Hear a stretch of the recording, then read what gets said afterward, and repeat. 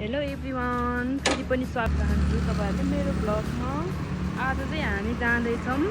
Viral भएको थियो तर हामी खासै जान पाएनौँ। पुरानो एयरपोर्ट हुँदै पेट्रोल हालौँ न त भनेर टाढाको बाटो, अब खासै बाटो पनि थाहा थिएन। फर्स्ट टाइम जान लाग्छु।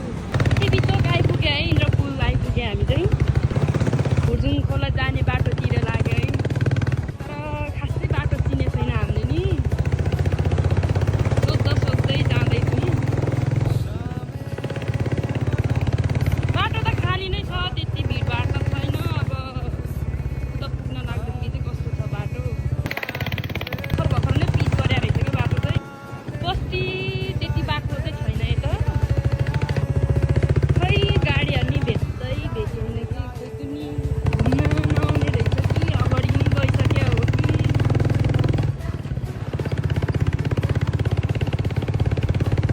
सोध्दै जानु पऱ्यो, बाटो पनि नचिनेर कटेर अब लाग्दैछौँ। त्यति भिड छैन है। त्यो ढिलो आए पनि भिडभाड नभएको बेलामा आएँ हामी। त्यो पानी परेको थियो नि त, नत्र त धुलो उठ्थ्यो होला बाटोमा। त्यही भएर पानी परेको हुनाले त्यो बाटोमा धुलो चाहिँ उडेन है।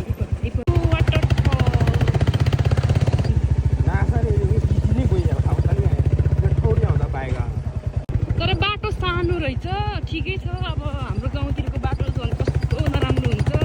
यो त अब हाम्रो लागि त राम्रै हो। इको भिलेज अब हाम्रो धेरै टाइम लाग्दैन। अब चाहिँ बाटो यस्तो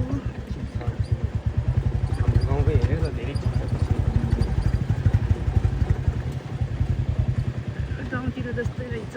घाँस गर्ने बाबाहरू।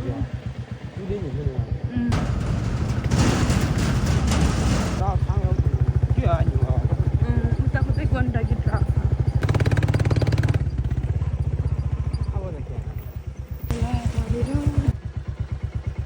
बिचरा एक्लै थिए। गोरुङको बाइक त्यति उस गर्नै सक्दैन नि त। हामी चाहिँ आइपुग्यौँ है इको भिलेज फाइनल्ली गाइज।